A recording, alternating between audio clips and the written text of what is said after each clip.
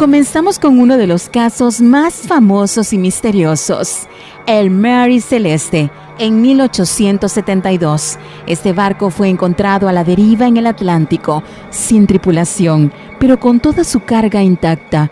No había señales de lucha ni de daño, pero el misterio persiste hasta el día de hoy. ¿Qué ocurrió con la tripulación? ¿Fue una fuga repentina o algo más extraño?